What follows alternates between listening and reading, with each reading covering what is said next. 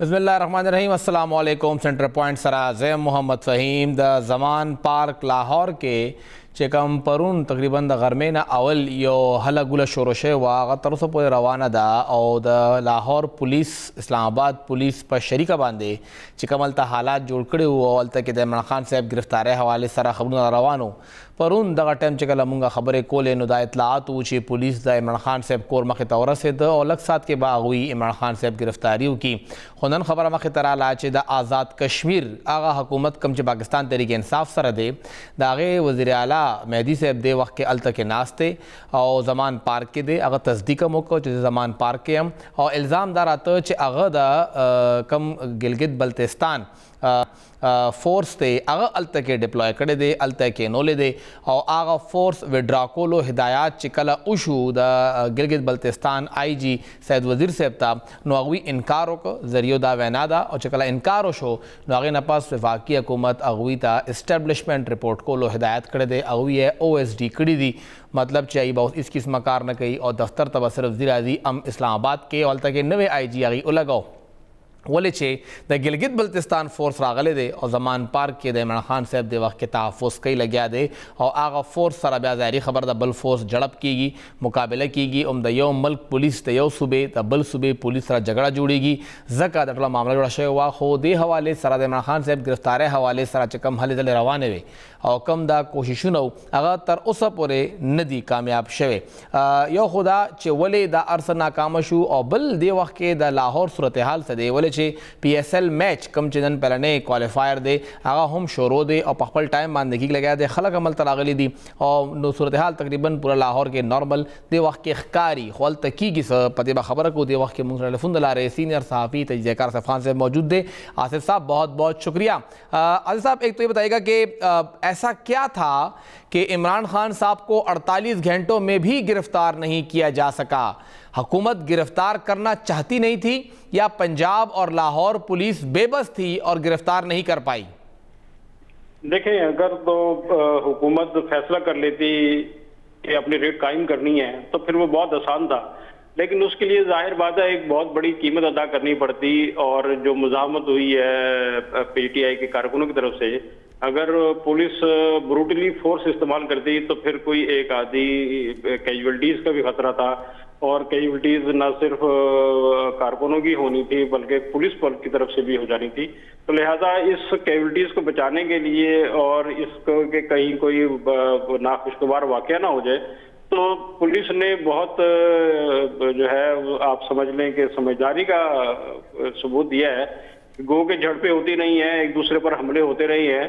लेकिन ये शुक्र है कि कोई बड़ी कैजुअल्टीज नहीं हुई और कोई बहुत बड़ा सान्या नहीं हुआ और कोई बहुत बड़े लोग ज्यादा जख्मी नहीं हुए कि जिनको हॉस्पिटल मुंतकिल करना पड़ता।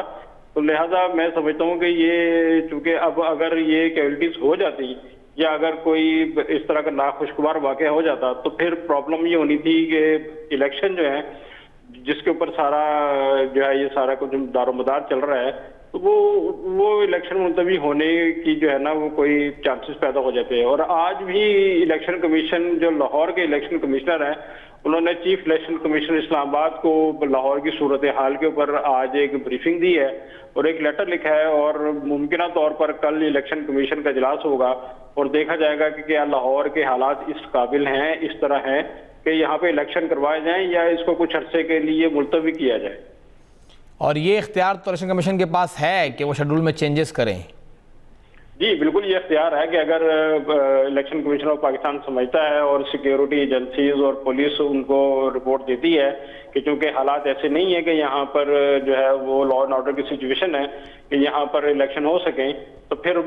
वो इलेक्शन जो है वो मुलतवी भी हो सकता है सिर्फ लाहौर के हद तक। बाकी इलाकों बाकी शहरों में शायद हो जाए, लेकिन लाहौर में हो सकता है कि सूरत हाल को देखते हुए कोई फैसला करना पड़े। आसिफ खान साहब, जो वहाँ पे ज़मान पार्क की सूरत हाल थी, इस वक्त अब वहाँ पे क्या हालात हैं? आया पुलिस वहाँ से चली गई है, मामला ख़त्म हो गया है, रफा दफा हो गया है, या अभी भी वहाँ कशीदगी बरकरार है?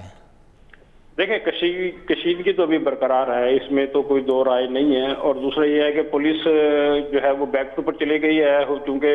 लाहौर हाई कोर्ट का हुक्म था कि पुलिस जो है वो पीछे हट जाए और सुबह 10 बजे तक टाइम दिया था। तो अब सुबह 10 बजे क्या सूरत हाल होती है और वो क्या दोबारा वही हालात होंगे जो कल हमने देखे थे और आज सारा दिन देखते रहे हैं, या हुकूमत जो है या पुलिस जो है इस पर कोई स्ट्रेटेजी अपनाएगी? और अभी ये देखना है कि इमरान खान की तरफ से क्या स्ट्रेटेजी सामने आती है, कि क्या आया कि वो इस बात की यकीनदानी करवाते हैं कि वो पुलिस को गिरफ्तारी दे देंगे। तो इस सूरत हाल में कशीदगी जो है वो इतनी ज्यादा नहीं होगी, क्योंकि कारकुनों को मालूम होगा कि खान साहब जो है वो अपनी मर्जी से जो है वो गिरफ्तारी दे रहे हैं। लेकिन अब चूंकि फोर्सफुली सारा काम हो रहा है, इस वजह से इश्ताल जो है वो बहुत ज्यादा है। आपको लगता है कि खान साहब इतनी आसानी से खुद गिरफ्तारी दे देंगे?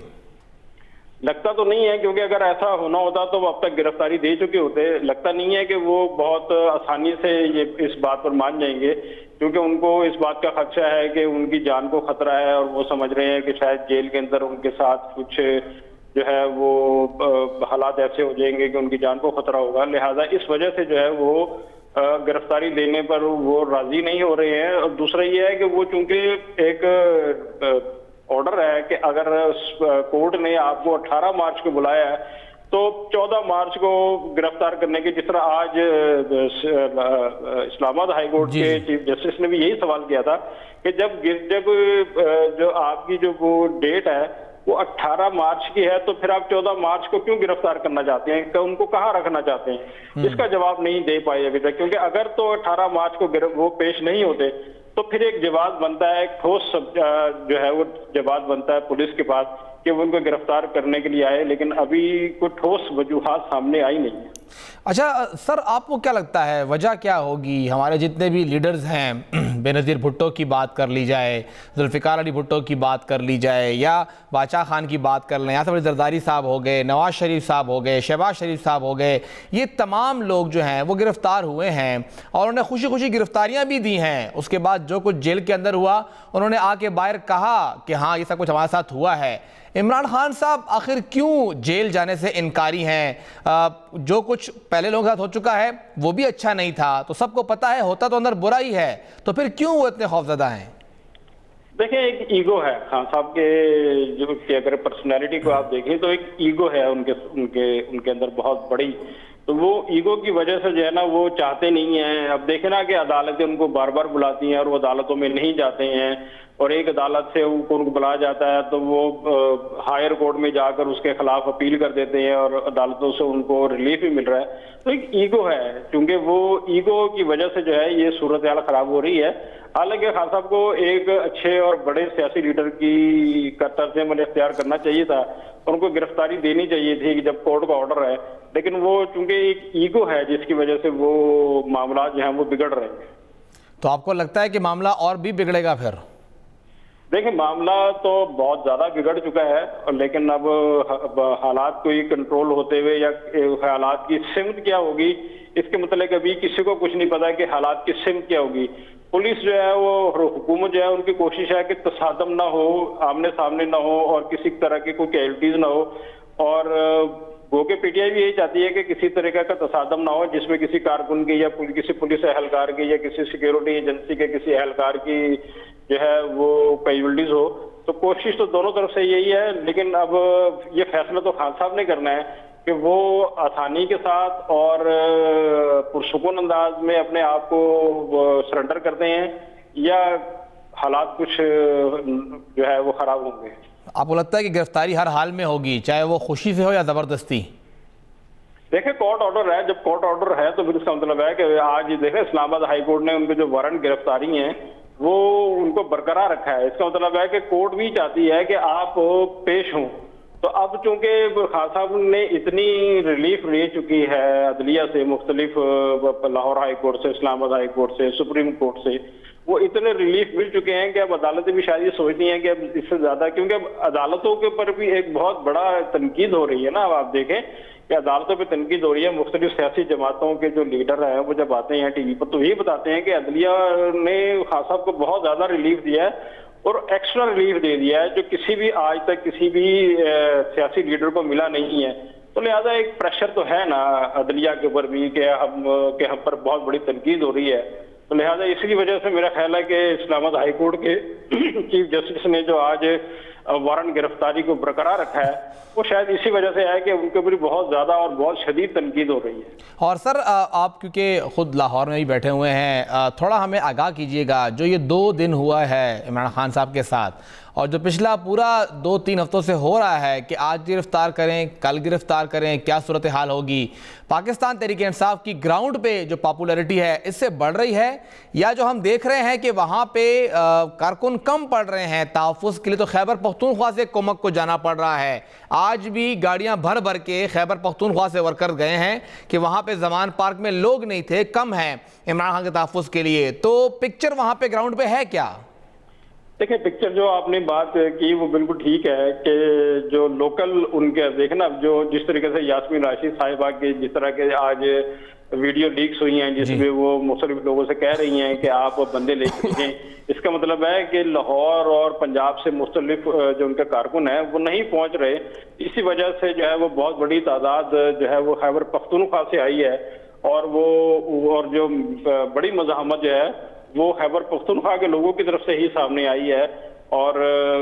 देखें, अब जो ग्राउंड रियलिटीज हैं वो बड़ी डिफरेंट है। देखें, पीटीआई जो है वो सोशल मीडिया पर तो दुनिया की सबसे बड़ी और सबसे मकबूल जमात पर नजर आती है, लेकिन ग्राउंड रियलिटीज थोड़ी सी मुख्तलिफ हैं। क्या मुख्तलिफ है सर, क्या लग रहा है आपको? क्योंकि बताया जा रहा है कि लाहौर से अब मरियम नवाज और हमजा शहबाज दोनों इलेक्शन लड़ेंगे। देखें, जो अगर ग्राउंड रियलिटीज की बात करें तो जिस तरह पीटीआई ये समझ रही है और जिस तरह खान साहब अक्सर अपने खिताब में ये कहते रहे हैं और कहते भी हैं कि जब भी इलेक्शन हुआ तो जीतना तो हमने ही है, तो वो जो एक कॉन्फिडेंस का जो उनका लेवल है वो लगता है कि कुछ ओवर कॉन्फिडेंस हो गए हैं। जो उनकी पॉपुलैरिटी है सोशल मीडिया पर, तो उसको देखते हुए वो खासे जो है वो ओवर कॉन्फिडेंस है। मेरा ख्याल है कि जब मैदान सजेगा और जब इलेक्शंस होंगे तो बहुत सी चीजें जो है वो हैरानकुन नताइज जो है वो सामने आ सकते हैं। तो आसिफ खान साहब, जो ज़िमनी इलेक्शन हुए हैं तो क्लीन स्वीप किया है पीटीआई ने। 20 जो पहले हल्के थे उसमें 16 जीत गए। फिर जो कौमी असम्बली के हल्के थे, खान साहब जहां खड़े हुए पंजाब के 2 हल्के थे, दोनों वो जीत गए। फैसलाबाद, ननकाना, खैबर पख्तूनख्वा के तीनों हल्के वो जीत गए थे। कराची का एक हल्का जीत गए थे, एक हार गए थे। तो पीटीआई का अगर ये आप कह रहे हैं कि उनका गुमा है, खुद गुमानी है, तो वो फिर बेहतर है, मेरा ख्याल है सही लग रही है उनको। नहीं, ऐसी बात नहीं है। देखें, जो बाई इलेक्शन होते हैं उसकी जरा स्ट्रेटेजी डिफरेंट होती है। अब क्योंकि वो उसमें नहीं थे, हुकूमत में नहीं थे, तो उनको एक हमदर्दी का एक वोट था। लेकिन अब चूंकि रियलिटीज जो है ना वो डे पर डे चेंज होती जा रही है। वोटर्स अब देखना, लाहौर में इस वक्त बहुत ज्यादा कशीदगी है और लोग ये सोच रहे हैं कि ये आखिर, अब आप देखें ना, इस वक्त जो सबसे बड़ी प्रॉब्लम है वो ये नहीं है कि आपके मुल्क में एक सियासी बहरान है। असल प्रॉब्लम ये है कि पाकिस्तान एक मुआशी दलदल में फंस गया है और वो जो सियासी दलदल में जो फंसने की वजह जो है उसकी बड़ी वजह जो है वो ये है कि पाकिस्तान में अब पॉलिटिकल अनसर्टेनिटी बहुत ज्यादा हो गई है। तो जब पॉलिटिकल अनसर्टेनिटी होगी, गैर यकीनी सूरत हाल होगी और इस तरह के हालात होंगे तो आपके मुल्क में इकॉनमी चल नहीं पाएगी। जो स्टेक होल्डर्स हैं इस रियासत के, उनके लिए सबसे बड़ा मसला इस वक्त देखें इकोनॉमी है। और इस वक्त भी आप देखें कि आईएमएफ ने अपने तमाम मुतालबात मनवाने के बावजूद भी अभी तक पाकिस्तान के साथ जो है वो मुआहदा नहीं किया। बिल्कुल। तो ये बहुत बड़ी अलार्मिंग सिचुएशन है कि आपकी जो लीडर्स हैं या आपकी पॉलिटिकल नॉइज जो है ये तो किसी हद तक चले हफ्ता 10 दिन में 2 महीने में कम हो जाएगी, लेकिन जो डैमेज आपकी इकोनॉमी को पहुंच गया है इसको तो पूरा करने के लिए आपको अगले 10 साल चाहिए होंगे। आसिफ खान साहब, वजह क्या है? इतनी महंगाई ले आए हैं शहबाज शरीफ की हुकूमत में, रिकॉर्ड पे रिकॉर्ड बनते जा रहे हैं, गरीब जो है वो 2 वक्त की रोटी के लिए तरस रहा है, लेकिन इसके बावजूद तकरीबन 1 करोड़ से ज्यादा आबादी का शहर है लाहौर। 1 लाख लोग भी नहीं आ सके इमरान खान साहब को बचाने के लिए। 1 लाख तो खैर बहुत बड़ा फिगर है, 10,000 लोग भी नहीं आ सके, उन्हें खैबर पख्तूनख्वा की तरफ ही देखना पड़ रहा है। तो पंजाब इतनी महंगाई के बाद भी क्यों इमरान खान को सपोर्ट नहीं कर पा रहा? देखिए उसकी वजह यह है कि देखें अब जो हालात इस वक्त आ गए हैं, देखें महंगाई जो है ना वो इस वक्त अगर आप ये देखें कि एक इंटरनेशनल सिनेरियो तो है, लेकिन जो प्रॉब्लम पाकिस्तान में है वो ये है कि आपके यहाँ महंगाई इसलिए बढ़ रही है क्योंकि आपकी गवर्नेंस बहुत ज्यादा कमजोर है जी। वो इदारे जिन्होंने महंगाई को कंट्रोल करना है वो इस वक्त करप्शन में डूबे हुए हैं। तो जब आपके यहाँ करप्शन इतनी ज्यादा होगी और जब अफसर को घर बैठे मंथली और डेली बेसिस पर पैसा आ रहा है तो उसको क्या लगे कि हुकूमत के रेट कहाँ जा रहे हैं कहाँ नहीं जा रहे हैं। अब आप देखें ना कि जो माल की सप्लाई कोई कम नहीं हुई है, माल की सप्लाई भी पूरी है, बाजारों में चीजें भी सब कुछ मौजूद है, कोई इमरजेंसी वाली सूरत हाल भी नहीं है, उसके बावजूद जो है वो कीमतें बढ़ रही हैं और कीमतें भी वो बढ़ रही हैं कि जो आपकी लोकल प्रोड्यूस हैं, मतलब आपके यहाँ सब्जी की कीमतें बढ़ रही हैं, आपके यहाँ पोल्ट्री की कीमतें बढ़ रही हैं। तो इसका मतलब है कि ये गवर्नेंस का प्रॉब्लम है, इसमें कोई महंगाई जो है उसमें हुकूमत की बहुत बड़ी कमजोरी है। तो खान साहब क्यों नाकाम हो रहे हैं इस महंगाई को कैश करके? अगर वो कामयाब होते तो आज उनके पास जमान पार्क में एक फोर्स होती, लोग होते उनके साथ, लेकिन लोग नजर नहीं आए वहां पे। देखिए मैंने आपको वही तो बताया ना, अभी मैंने आपको यही बताया। खान साहब नाकाम क्यों हो रहे हैं सर? आपने बता दिया कि महंगाई तो है, लेकिन खान साहब नाकाम क्यों हो रहे हैं लोगों को अपनी जान बनाने के लिए? हाँ मैंने आपको बताया ना कि ग्राउंड रियलिटीज वो नहीं है जो खान साहब समझ रहे हैं, जो पीटीआई लोग समझ रहे हैं। मैंने आपको यही बताया ना कि जब मैदान सजेगा, इंतखाबी मैदान जब सजेगा तब जो है ना वो इनको क्या कहते हैं उसको आटे दाल का भाव मालूम हो जाएगा कि इस वक्त इनकी क्या पोजीशन है। तो लिहाजा अगर आप सोशल मीडिया पर एक बैठ के ट्वीट करें और उसको 5 लाख आदमी जो है वो रीट्वीट कर दें और 10 लाख जो है वो उसको वो कर दें तो आप समझ रहे हैं कि मैं बहुत पॉपुलर हूं, तो ऐसी बात नहीं है। ये तो जब मैदान सजेगा और जब कुछ होगा तो लिहाजा लोग जो है ना वो जिस तरीके से वो समझ रहे हैं कि लोग उनके लिए बाहर निकल रहे हैं और लोग उनको वो कर रहे हैं, रियलिटी उसके बिल्कुल मुख्तलिफ है। मतलब आपको पाकिस्तान तहरीक इंसाफ की हुकूमत बनती हुई पंजाब में नजर नहीं आ रही? बहुत अर्ली है अभी, लेकिन फिर भी नहीं मुझे नजर नहीं आती। बहुत बहुत शुक्रिया आसिफ खान साहब मशरिक टीवी को वक्त देने के लिए। सिंगाई जिक्र होकर चे टिकता पाकिस्तान तहरीक इंसाफ दावल लरी चमुंगा पंजाब के ढेर ज़्यादा पॉपुलर यू टोलना गट जमाते खो मजबूरन अगुई खैबर पख्तूनख्वा ता फ़ोन कई चे शाबा खलक रौरा सवा दलता खलक निश्ता चागा जमान पार्क की उदरीगी अलता के ब्या टोल अशपा मीना खान प्रूतवी अगलता दागी तहफ़ुज़ कई अलता के ब्या तैमूर झगड़ा प्रूती कामरान बंगशवी परवेज़ खटकवी या अलता के आसिम खानवी या उमदगा पे खबरना इरफान सलीम जी दागा कसान दी कम चलते जी वलता नास्ती दागे लोकल खलक मुंग दागा शुमार लसात कसान खकारी खलक अगवी सर नहीं खलक ब्याल यमीन गंडा पुर फ़ोन कई चे शाबा ज़्यादा हुआ जैसा 50 कसान बोझा चलता खलक द मखो खाया नो दगा तरीका खलक बम द खैबर पख्तूनख्वा नदी पाकिस्तान तहरीक इंसाफ खैबर पख्तूनख्वा के ही गढ़ दे पंजाब दागवी न गढ़ ओ और न गढ़ दे दा हकीकत ते पाकिस्तान तहरीक इंसाफ है न मनी हो चिकल पूर स्तर गई न गढ़ई आई तब नुकसान की बहरहाल सख्त सूरत हाल न दे वक्त के पंजाब के और लाहौर के जमान पार्क के सवा सहार 10 बजे पता लगी कि ब्याह से सूरत हाल जुड़ेगी। ये बड़ा शब्द दिमाग लो।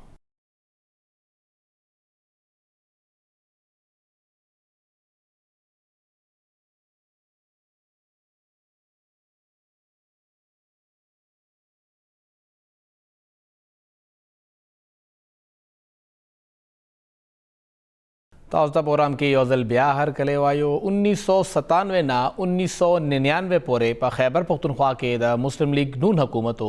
सरदार महताब अब्बासी से दमुंगा वज़ीर आलाओ हज़ारे न दागवी ताल्लुक और डेर बराबर हुकूमत दागवी सराओ को ब्याह वक्त के द परवेज़ मुशर्रफ माशाअल्लाह लगे दा और ब्याह मुस्लिम लीग नून ता और डेर घट नुकसान रसे द पूरा मुल्क के सिर्फ 4 या 15 MNAs दागवी कौमी असम्बली तलाक डेर कम कसानू खुबिया आगे नपस दोबारा मुस्लिम लीग मर्च शो और 2007 के चिकम चार्टर ऑफ डेमोक्रेसी शेवो द नवाज शरीफ साहब और खुदा बखले बेनदरी बीबीएंस के आगे नपस सही हुकूमत ता वापस राडल और दोनों हुकूमतों दोनों पार्टियां मुश्तरका हुकूमत 2008 के जोड़ कर खुबिया आगे ना मुस्लिम लीग नून बेल शो इंतहाई आगाज़ के तई बेल शो और ब्या पीपल्स पार्टी पर हुकूमत रवान कर 2013 के 2008 के दागवी वज़ीर आला पंजाब रा गई और मुश्किल हुकूमत आगा हम सदुमरा क्लियर हुकूमत न हो मेजॉरिटी ई सरनवा अवल दोस्त मोहम्मद खोसा वज़ीर आला और ब्या आगा बात के अगर सीट शहबाज शरीफ साहब हवाला का 2013 ना 18 पूरे मुस्लिम लीग नून पर खैबर पख्तूनख्वा बहरवाड़म पर पंजाब के और वफाक के ख मजबूत हुकूमतों को इंतहाई पावरफुल हुकूमत है और 2/3 मेजॉरिटी पर पंजाब के अगी सरवा और तकरीबन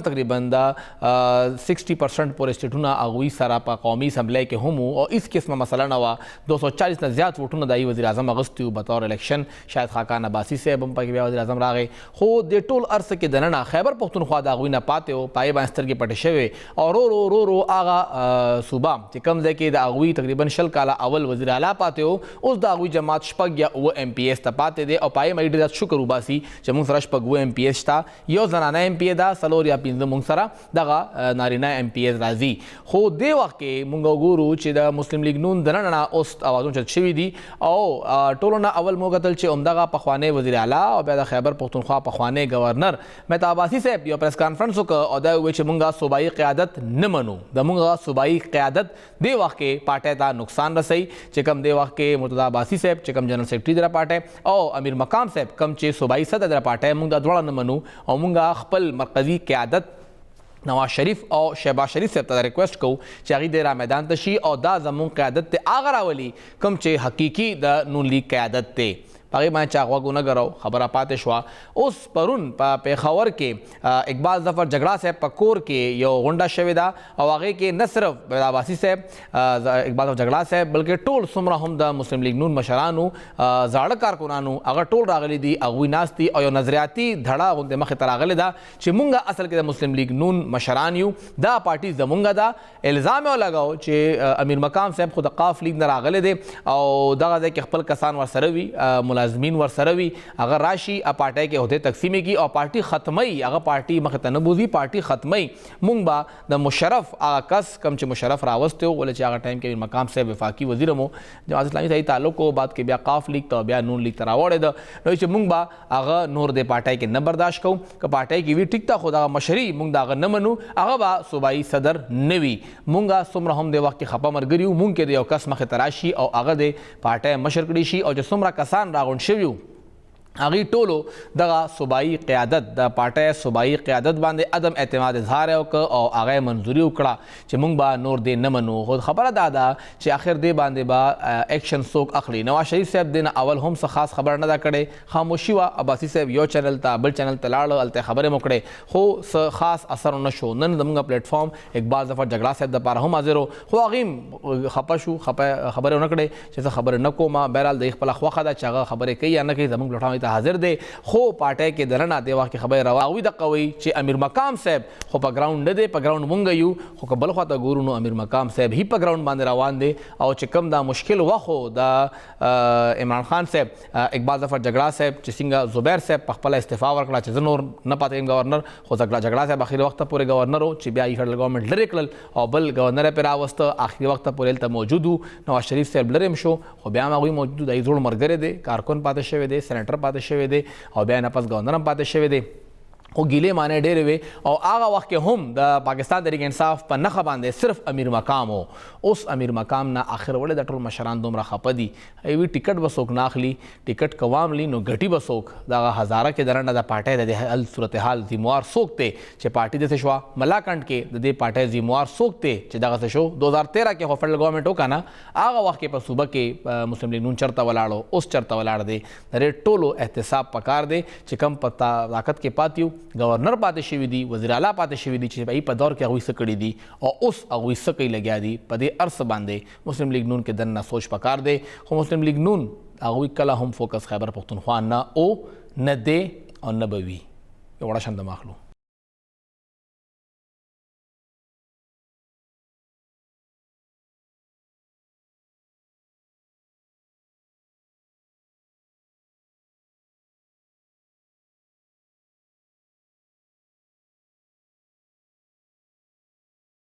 तास्ता प्रोग्राम की योजल ब्या हर कले वायु गवर्नर खैबर पख्तूनख्वा आखिर डेर पर ग्राना बांधे तारीख वर्क और तारीख वर्क 28 मई योम तकबीर هغه وخت اگر مې تکبیر هم دی بهرحال خو اتوار ورځ ده او الیکشن به کیږي د خیبر پختونخوا اسمبلی خو آیا الیکشن کمیشن د لپاره تیار دی؟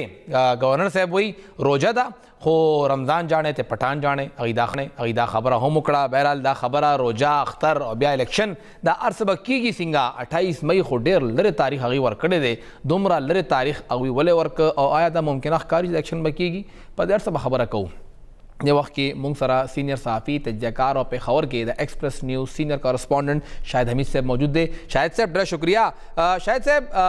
تاسو هم ډېر خبرې یې په دې باندې چې دومره لرې تاریخ ولې ورکړی دی تقریبا څه 2 میاشتو نه هم زیات نیټه دنیا میاشتې پکې پاتې دي لا دومره نیټه ورکړې ده. ستاسو اطلاعات څه دي چې دا الیکشن تاسو ته کېدل ښکاري لګیا دی؟ ډیره مننه فهیم. څنګه چې تاسو خبره وکړو چې گورنر صاحب د 28 مئی تاریخ ورکړی دی او دا تاریخ یقینا دغه ورځ باندې یوم تقدیر هم وي لره دی خو ظاهري خبره چې لکه د مارچ 23 سے 24 باندې به روزه شروع کیږي او اختر او د اختر چټیانه چې ختمېږي نو د اپریل میاشتې کومه دا وخت نو ظاهري خبره دی دا هغه پس الیکشن کمپاین به شروع کیږي نو دغه 26 ورځې به چې کمپاین وکړي تر کومه دا خبره چې الیکشن وکړي یا نه وکړي لکه دا خو $1,000,000 کوېسچن دی ځکه چې هر څه دې ته کې دغه تاسو کوي تاسو خبر یې چې لکه بل څه کله دا گورنر صاحب د فرقل الیکشن کمیشن سره د میټینګ نه پات نو میټینګ کې نو یو خدای چې دنه مخکې د پنجاب هوا اجلاس وشو ورپسې دغه د خیبر پختونخوا ولسره اجلاس او ورپسې چې کوم دی وزارت دفاع چې کوم دی دغه هم یو اجلاس وو او هغه اجلاس کې لکه یو خدای چې سکیورټي حواله سره خبره کړې و دغه خبره دا اوس چې کم فورسز دي عام فورسز نو هغه چې کوم دی هغه وزارت دفاع چې کوم معذرت وکړي چې دا خدمات نشو ورکول ځکه چې داغو د سرحداتو چې کوم حفاظت باندې هم لګیا دی دا د کوم کې د ملک کې د نننه کم سکیورټي سچویشن دی لاینال سچویشن دی نو دا کې دغه پاسبل نه دی نو حالاتو کې لکه عام فورسز خو د نو وته بیا چې کوم دی تاسو خبرې چې دا چې کوم عدلیه دی یا جوډیشري دی جوډیشري چې کوم دی الریډي لکه ریفیوز کړی دی چې موږ چې کوم انتخابي عمله د داغه لپاره چې کوم دی موږ خپل کسان نشو ورکول خپل خدمات نشو ورکول نو هغه پکې وته اوس پاتې شو دا خبره چې سکیورټي چې کوم دی پولیسو کې او نور کارن چې کوم دی مکه شانتي یا استادانو کې نور ډپارټمنټ والاو کې نو بیا دا کې دي شي نو لکه دا خبر چې نشي کېږي خوشي خو ظاهري خبره دي دا د سره د کوېسچن هم راځي او ډېر هغه کې ځکه چې کې پنجاب حواله سره الریډي چې کوم دی دا چې ګورنمنت چې کوم دی دا باندې دا تحفظات دی هغه ریزرویشن دی او دا هغه د لاندې چې کله الیکشن بچیږي نو دغه دوه پوینټ دی یو پوینټ دا دی چې پی ټی آی د الیکشن هغه کې اکثریت اخلي هغه وایي چې د مخالف دوه صوبو کې د مخالف حکومتونو هغه نه باوجود موږ اکثریت واغستو چې اکثریت نه اخلي او الیکشن بیلی نو د دې جماعتونو چې کوم دی هغه اکثریت اخلي نو هم دا غوسره یو ویلیډ پوینټ ویلیډ ان سنس دا غو انګل حواله سره دا پوینټ دی چې باوجود چې مخالف حکومتونو زموږ ساتل شوی دي چې کوم دا الیکشن بلل نو دا بکار دا چې دا حالاتو کې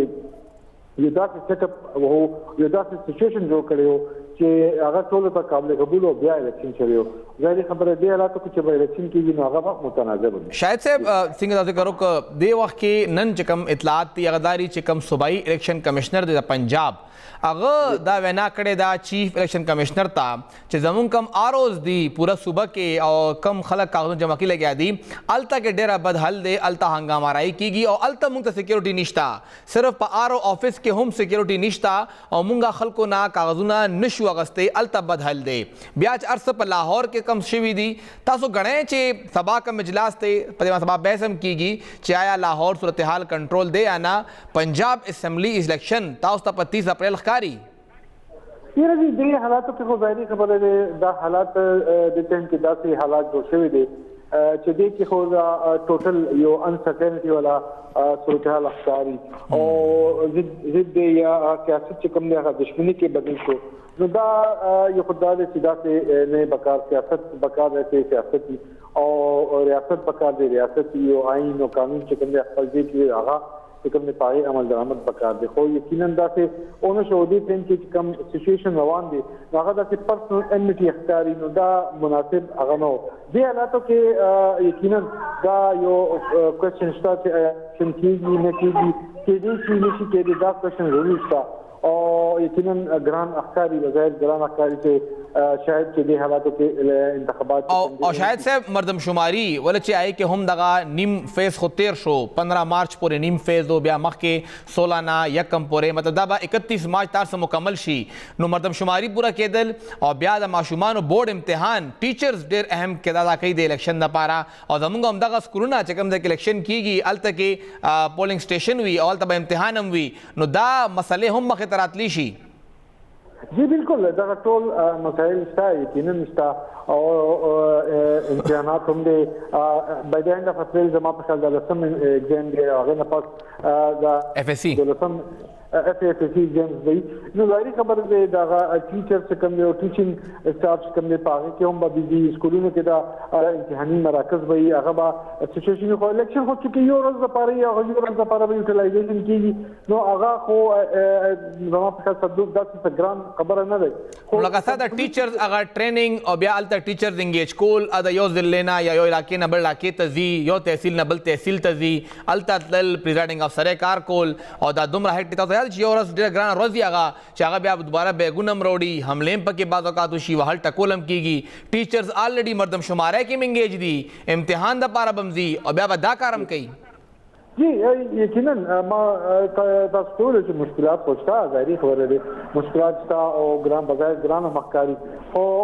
چې کول غواړي نو بیا لار هم پکې جوړیږي دغه چې کما تاسو د مردم شماره خبرو کو یقینا مردم شماره او سره یو شي شته خو چې کله د پنجاب د کی پی حواله سره خبره راغله نو مخکې او ویل شو چې دا د غزو ډیټا چې کوم دی پاغه به الیکشن کیږي نو دا خپل ځای کې پورا یو سوالیا نشان دی چې دا دوه صوبو کې او د قومي سمې لپاره نوې ډیټا باندې الیکشن کیږي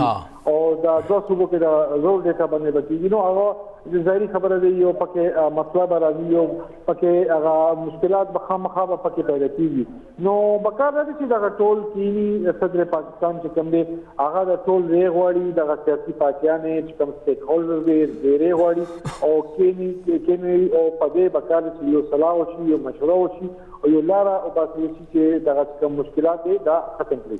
او تاسو تحقاری چې د خیبر پختونخوا او پنجاب کې هم د وخت کې پولیټیکل پارټیز د الیکشن لپاره تاسو ته عملی توګه تیار ښکاري دعوا خو هر څوک کوي خو آیا تیار دي ګوره جی دا یو مسله شته یو ځکه دا ګرم چې تحریک انصاف هم تیار نه دي تحریک انصاف صرف چې پاپولاریټي دی ورسره چې کوم بظاهر افکاري مونږ چې عوام ورسره یا یوث ورسره ولاړ دي نو هغه په زور باندې چې کوم دی هغه د غواړي چې الیکشن خو داغه دیش ماتاستو چې هغه سره دوا ریزن دی چې اوګتی هم هغه سره بریزنی او چې او بیلی هم بریزنی نو هغه ځکه د حالاتو کې الیکشن غواړي هغه هم تیار نه دي او د نور پارټیانې هم تیار نه دي دا ګراوند باندې د چم ورک نشته هغه کینډیډیټ هم یو مسله شته نه د فاینانشل نمونه اډجسټمنټ خبره اتحادونه خبره غټول خبره اترې لپاره دي نو بالکل تیار نه دي ډېر شکریہ شاهد حمید صاحب سینئر صحافي اجزاکار ایکسپریس نیوز سره د هغوی تعلق او څنګه هغوی خبره وکړه چې موږ ته په ګراوند باندې یوه پارټي هم تیار نه ښکاري پاکستان تحریک انصاف هم ګراوند ورک نه دی کړی دعوا هغوی لري چې موږ ډېر کار کړی دی موږ سره خلک انګیج کړي دي خو بالکل نه په ګراوند هغوی هېڅ کار نشته او که موږ وګورو که پنجاب کې په ګراوند کار کړی وی نن به پنجاب خیبر پختونخوا ته سترګې نه وي او خیبر پختونخوا کې هم خلک صرف دې لپاره منډه وي چې د ټیکټ ملو شي کم چې د خیبر پختونخوا د وخت کې متوقع امیدواران دي هر حلقه باندې درې کسان دي هغه هر یو کس په منډه ځان رسوي زمان پارک ته ډنډم خوري او خپل تصویر هم بیا شریکوي ما والو خوړل انسو ګیس شلینګ کې د زما سترګې سوځي زما سترګو نه اوبه روانې دي او زه ګوره خان دپاره راغلی یم نو هغوی هغه همدردی هم ځان له ووټ ګین کوي او خان ته هم خپل شکل ښیي څنګه چلي امین صاحب ته خپل شکل وښایه چې تاسو راغلی یې چې سبا له بیا ټیکټ ملاویږي چې بیا خان ته پته وي خو چې کم ارڅه خان کوي لګیا دی نو خان وي دا ټیکټ به زه ورکوم خو تیرو دې ورځو نه خان خو کیدای شي اډو په اوزګار ناستې نه هغه هلته کې انټرویوز ورکوي لګیا دی چې په زمان پارک حمله وشوه کله یو خواته کله بل خواته گرفتاره بشي نه بشي نو ټیکټ به باغ کوي نو دا د وخت د پاکستان تحریک انصاف هم یو مشکل صورتحال دی هغوی هم هغه سے تیار نه دي 28 مئی 2 میاشتې دي لا پکې ډېر وخت دی وړه شان دم اخلو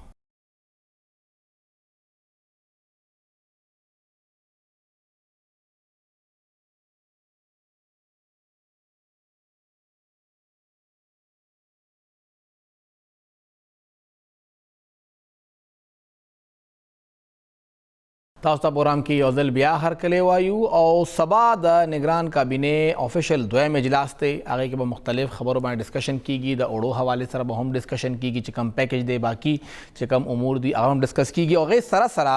خیبر پختونخوا اکنامک زون ډیولپمنٹ اینڈ مینجمنٹ کمپنی KP ازمک هغې حوالې سره هم 2 ایجنډا پوینټس دي او یو ایجنډا پوینټ دا دی چې کم چیف ایگزیکټیو د وخت کې ناست دی هغه په نوکرۍ کې چې کم توسیع شوې ده هغه خپل ټینور پوره او بیا هغه ته نور ټایم ملو شو په هغې باندې به هلته کې ډسکشن کیږي او هغه معطلۍ حوالې سره به بحث کیږي او بل دا چې کوم دې وخت کې د KP ازمک بورډ دی هغه بورډ چې دی د هغې معطلي او د هغې ری کانسټیټیوشن دوباره به څنګه جوړیږي په هغې باندې به هم بحث کیږي یو خو دا چې دا دننه وجه سوا چې دا بدلیږي لګیا دی بورډ ممبران چینج کیږي او چیف ایگزیکټیو بدلیږي او طریقې کار به څه وي په دې به خبره کوو دې وخت کې موږ سره خیبر پختونخوا نگران کابینه کې د انڈسٹری منسٹری جو سرا عدنان جلیل سے موجود تھے عدنان صاحب بہت شکریہ ہمیں وقت دینے کے لیے عدنان صاحب ایک تو یہ کہ کل جو یہ دونوں ایجنڈا پوائنٹس آپ کے ڈپارٹمنٹ کے حوالے سے آئے ہیں ایک تو یہ کہ جو KP ازمک کے CEO ہیں ان کو جو ایکسٹینشن ملی ہے مزید دوسرے دور کے لیے اس کے اوپر بحث ہوگی اور دوسرا بورڈ ممبران کو دوبارہ سے نامینیٹ کرنا ہے جو پرانا ہے اس کو معطل کرنا ہے تو اس حوالے سے کل کیا بحث سر ہو سکتی ہے یہ تو اب دیکھیں جو فیصلہ ہوگا وہ تو obviously ہماری منسٹری سے یہ 2 ایڈیشنل آئٹمز گئے ہیں ابھی اس کا جو بھی ہوگا ڈیبیٹ وہ تو کیبنٹ کرے گی اور ڈیسیجن کیبنٹ لے گی ایٹ دس ویری مومنٹ جی میں بہت زیادہ ڈسکلوز نہیں کر سکوں گا اپنے جو میرے پوائنٹ آف ویوز ہیں آپ بے شک مجھ سے کل پوچھ لیجئے گا تو کیبنٹ کے بعد آئی کین ڈسکلوز مائی پوائنٹ آف ویوز اینڈ مائی تھنگس لیکن یہ ہے بیسیکلی یہ کیبنٹ کی ڈسکریشن ہوگی کہ وہ میرے پوائنٹ آف ویو جو منسٹری کے پوائنٹ آف ویوز ہیں ان کو کس طرح وہ لیتے ہیں اس پہ کیا ڈیسیجن لیتے ہیں جی تو سر یہ جو دونوں معاملات ہیں اصل میں دونوں سبجوڈس بھی ہیں دونوں عدالت میں اس کے اوپر سبسڈیز نہیں ہے جی میں وہ بھی کل بتاؤں گا جی یہ غلط پورٹری کیا گیا ہے آپ کے نیوز پیپر میں بھی یہ غلط آیا تھا جو سبسڈیز کا مطلب یہ نہیں ہوتا کہ جی دیکھیں آپ کوئی بھی پٹیشن کورٹ میں دے سکتے ہیں لیکن جب تک کورٹ کا اس پہ ڈائریکشن نہیں آتی ہے آپ اس ڈائریکشن کو فالو کرتے ہیں کورٹ میں جانا از ناٹ اے سبسڈیز تو سر اگر وہاں پہ کیس زیر سماعت ہو تو وہ نہیں ہو سکتا آئی ڈونٹ نو جی ہماری میں ریکویسٹ کروں گا اپنے کل کیبنٹ سے اور CM صاحب سے کہ اے جی صاحب کو بھی بلایا جائے وہاں اور ان کا ویو پوائنٹ بھی لیا جائے کیونکہ ہی از فرام دا لیگل فرٹرنیٹی تو آئی ایم ناٹ فرام دا لیگل فرٹرنیٹی تو آئی تھنک ہز ویو پوائنٹ شوڈ بی ٹیکن ٹمورو اور سر اس بارے میں کیونکہ مختلف بورڈز ہیں کل بحث ہوگی MTI کے حوالے سے بھی جو ایڈیشنل ایجنڈا آئٹم ہے کل بحث ہوگی WSSCs کے حوالے سے بھی تو یہ تمام بورڈز آیا نگران کیبنٹ کے اختیار میں آتے ہیں کہ ان کو ختم کیا جائے آتے ہیں جی وہ میں ابھی اس کی فردر ڈیٹیلز دے نہیں سکتا ہوں میرے پاس میں فردر ڈیٹیلز ڈسکلوز کر نہیں سکتا ہوں لیکن بالکل آتے ہیں کیئر ٹیکر گورنمنٹ کو لیگلی الاؤڈ ہے کہ وہ بورڈ کو ریکنسٹیٹیوٹ کر سکیں جی اور وہ اس کے سرٹن گراؤنڈز ہیں اور وہ اس گراؤنڈز میں اگر وہ اترتے ہیں یا وہ اپلیکیبل ہوتے ہیں تو پھر کیئر ٹیکر کین ڈو دیٹ. سر آپ نے پشاور پریس کلب میں ایک بریفنگ بھی دی تھی اور وہاں پر بھی آپ نے اس کا ذکر کیا تھا کہ ڈپارٹمنٹس کی جانب سے وہ سپورٹ نہیں مل رہی نگران جو کیبنٹ ممبرز ہیں تو وہی وجہ بنتی ہے کہ کام آگے نہیں بڑھ رہا کام رکا ہوا ہے تقریباً 2 مہینے ہو گئے ہیں. جی بالکل جی بالکل وہ جو ایک سپورٹ ویسے بھی جو منسٹر ہوتے ہیں ان کو بڑی کم سپورٹ ملتی ہے ویسے بھی سسٹم میں لیکن obviously کیئر ٹیکر کو یہ لوگ I think caretaker is a very well balanced caretaker cabinet we have in Khyber Pakhtunkhwa तो हर केयरटेकर मिनिस्टर जो है वो अपने फील्ड में एक्सपर्ट है और बड़ी हार्ड वर्किंग से वो काम कर रहे हैं for the betterment of this province. जितना भी हमारा टेन्योर है वो चाहते हैं कि we should work in utmost manner, honestly काम करें और कुछ डिलीवर करके जाएं। और यही हमारी सीएम साहब का भी है कि जी आप ऑनेस्टली काम करें, करप्शन को मिनिमाइज करें और deliver something for the people of this province. I think everybody is indulging that. Sir, Shahid Khattak sahab ने हमारे प्रोग्राम में ही कुछ रोज़ पहले ये गिला किया कि उनके जो सेक्रेटरी हैं वो सपोर्ट नहीं कर रहे हैं उनको, और उन मुतालिक वो जाके चीफ सेक्रेटरी से बात कर चुके हैं, रिक्वेस्ट कर चुके हैं, रिटर्न में दे चुके हैं, लेकिन कोई कार्रवाई नहीं हो रही। तो हम निगरान कैबिनेट का जो अगला इजलास है वहाँ पर बात करेंगे। तो क्या दीगर मिनिस्टर्स को भी मसला आ रहा है जो इंतजामी सेक्रेटरीज हैं उनसे मुतालिक? देखिए जी, परफेक्शन कहीं भी नहीं होता। अगर मैं कहूँ कि जी परफेक्शन